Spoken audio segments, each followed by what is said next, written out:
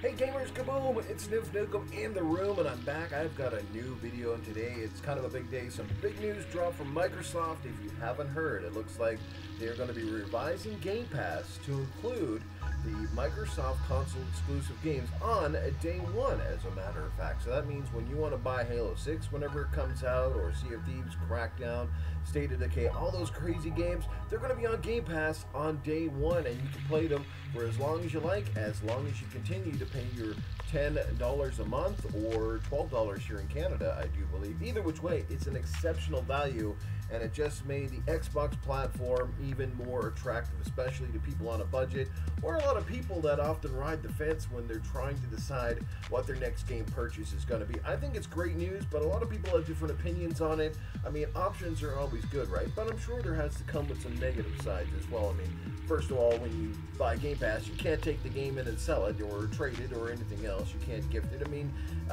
you just download whichever game it is that you want to play at the time. You play it as much as again that you like, as long as you're paying for that particular subscription fee.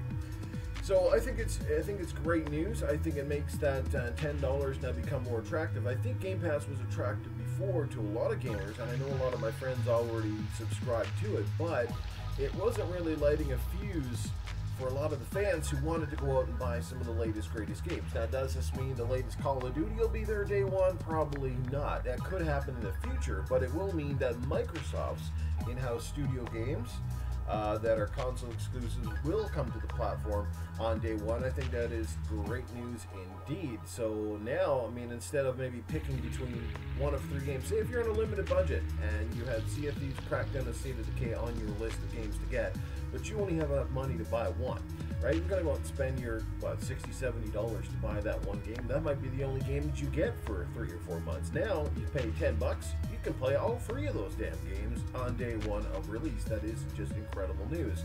And, you know, the thing is, people say, well, how can Microsoft make money on something like this? Well, here's the deal. It's not about numbers anymore. It's about the numbers in the bank. It's not about how many copies you make, because we all know you could sell $4 million of a single-player campaign-focused game and not make any revenue after the first couple of months. The game just sits there on people's shelves. It often gets traded in.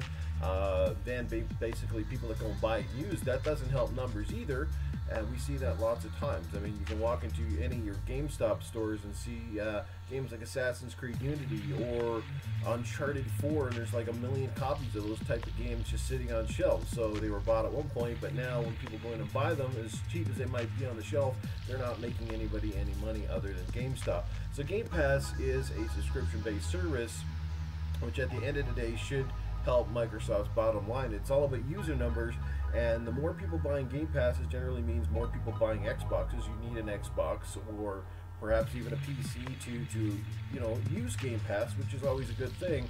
And so Microsoft is at the point now where they don't care how they're making money, as long as they're making money. That is the bottom line. They're in this to make money. Games development now, guys, we've seen games take 3 and 4 years in upwards of hundreds of millions of dollars to actually make a game. And that's a huge investment, both time and financially, for any company. And this is I think this is going to give a lot of those people a better return on investment. For smaller games, I think it could definitely help. Because again, people that might have skipped over that game before will see it on Game Pass and say, you know what, I'm paying the $10 anyway, I'll give it a shot. And the hope is that when you buy the game, because most of them will be the base model game without a lot of DLC or extra content, you'll be able to jump into that game, and then if you like it, well, you're more likely to spend an extra $5 or $10 or $20 buying the loot crates or the DLC or whatever microtransactions they may have. So I think that is the ultimate goal. I mean, overall, is to help a lot of games, just not the big AAAs, actually make a dent, and to make more money in the long haul of things. And we all saw what Netflix basically did to the video rental industry. It destroyed it. It destroyed it almost overnight. It was just a matter of, what, 2 or 3 years after the implementation of services like Netflix, that places like Blockbuster Videos started closing down. I mean, how could you compete? They're giving you, you know, unlimited movies. You can watch whatever you want, whatever they have on their service, you know, for that, what was $7, $8 a month at the time, I think, when they first came out. And watch what you like without having to worry about rental fees and the inconvenience to go into the store, etc., etc. Sure, did they have all the new movies? No, but they still had a pretty damn good selection. And if you were willing to wait, you know, they got a lot of those movies over time, and I feel it'll be the same way with games. They're pretty much doing, you know, the same thing. So it's a good service for fans. I think this should also help boost the sale of an Xbox. I mean, right away now when you buy an Xbox, you go get your Game Pass and you've got at least 100 games right out of the box. I mean, it's tough to beat. But where does it leave the industry in the long haul? That is the part that does concern me, because honestly, Microsoft seems dedicated to, again, driving games as a service, where the Xbox brand is no longer associated with a console. It's more or less associated with any device that you can play an Xbox game on, whether that be a PC or a tablet or a laptop or your Xbox console. And basically, at some point you have to wonder, will they even make a console? Will they just stop making these things and basically put their service on as many things as they can, and people will just pay the subscription fee? You know what I mean? So it's an interesting scenario. I certainly hope not, because I love buying Microsoft consoles. I love buying my Xbox. I look forward to each and every release. You know, and I'm pretty sure the next ones will come out in the next couple of years, and I'm pretty sure they'll still have a disc drive at this point in time, and I hope so, because I'm a physical game consumer and a collector. I like to buy my games physically. I hope that never stops. I still have no intentions of buying Game Pass, and I'll tell you why I won't buy it. You can tell me about the value of the yin. I get it. I know that it is, and I know I could save a ton of money, but I don't really care. I like my physical game collection. I like the fact that I have something on the shelf so that my friends can actively and physically see when they come over to visit. I like the fact that I can trade it in and sell it if I'm not happy with it and no longer wish to have it. So a lot of times it's because of my collections I've been able to afford the newest and greatest console and build more collections on top of that by just getting rid of stuff I just don't really play anymore. You know, and I don't want it to get to the point where, you know, TVs are coming built with Xbox services built in, and you just buy the controller, hook it up to the TV, and then play your games on it. I mean, that is, you know, that could happen. That could potentially happen. We see that now. You look at smart TVs, they come with Hulu and Netflix and all this stuff pre-programmed and ready to roll. You just got to pay the subscription fee, but you can access it right on your TV. You don't even need a console or, you know, or even a Blu-ray player, a smart Blu-ray player anymore to enjoy this sort of thing. So, you know, it's definitely an interesting scenario, but the industry is definitely changing. Microsoft is usually at the forefront of a lot of those changes. And the other side of the coin too is the reason I don't like the Game Pass and stuff is because I've already got enough stuff. I mean, I have to pay an already massively expensive internet bill. Then I have to pay for Xbox Live Gold. I have to play for my PlayStation Plus. You know, Nintendo's soon coming out with an online subscription. That would be another subscription base that I have to pay for each and every year. I mean, I know it's a one-time fee, but that's still, we're looking at nearly $200 Canadian then, you know, basically just to play your games, or at least to play them online and get access. So then if I have to pay Game Pass, that would be $10 on top of the $70 I pay in Canada for Xbox Live Gold. You know, I'm paying for Netflix. You're paying for all these things. If you've got Spotify accounts, pretty soon Disney's coming out with their own subscription-based thing where they're going to have all their Marvel shows, Star Wars, and everything else will be dedicated to their channels. You won't be able to check it out on Netflix anymore. So you got to think about all these things. In the long scheme of things, that's an awful lot of subscriptions in an awful lot of areas, and that's hundreds of dollars a year just to enjoy your favorite products. You know, at least when I go and buy the game for $70, if I don't want to play it next month, or if I decide to come back to it 3 months later, I don't have to sink another $10 just to do it, because that's the thing.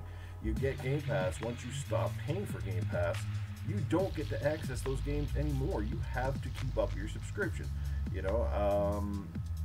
And I mean, most things are like that. I get it. You know what I mean? Like your Xbox Live Gold is practically useless, or your Xbox Live account is practically useless if you don't have Gold, because you can't play online, you can't get games with Gold, you can't access a lot of the multiplayer features, etc., etc. The list goes on. Same thing with PlayStation. If you stop subscribing, you don't get the benefits. So there's benefits to being an active subscriber, and that's one thing you've seen Microsoft promote time and time again, as they've talked about their active subscription numbers. Same thing with Minecraft. The people that come back and, you know, play Minecraft month after month after month. You know, active subscribers, people that, you know, are still into that particular the scheme of things, into the infrastructure. So like I said, $10, you cannot go wrong with Game Pass, and now it just got better. And the other side of the coin too that worries me is I've seen Netflix cost rise 2 or 3 times now in the last year or two alone. Now it's still a fantastic value, don't get me wrong, but like for me, I feel like I'm paying for a lot of content that I never asked for and I don't care to use. For example, they have a lot of these Netflix-based shows and movies they're producing in-house, which saves them a little bit of money in the long haul, but like I don't care, I don't watch those shows. I never asked. I got Netflix to watch the biggest and best, you know, blockbuster movies from Hollywood. That's what I pay for.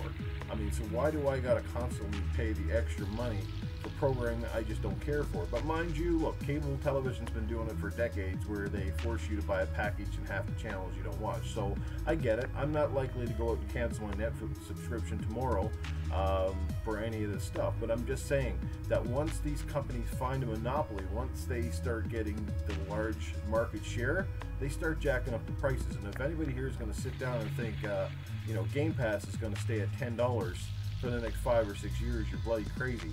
I think once they start hitting a certain target number and they're starting to make money hand over fist, those costs will go up.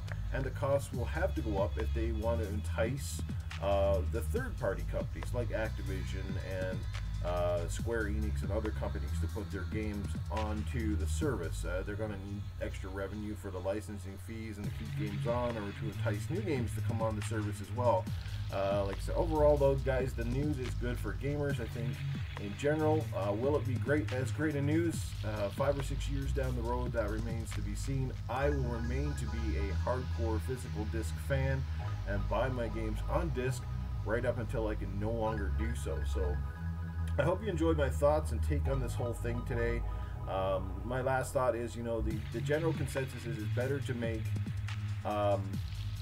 it's better to have constant money rolling in than have a lot of money up front and then nothing later on. It's kind of like, it's here's a perfect example of this.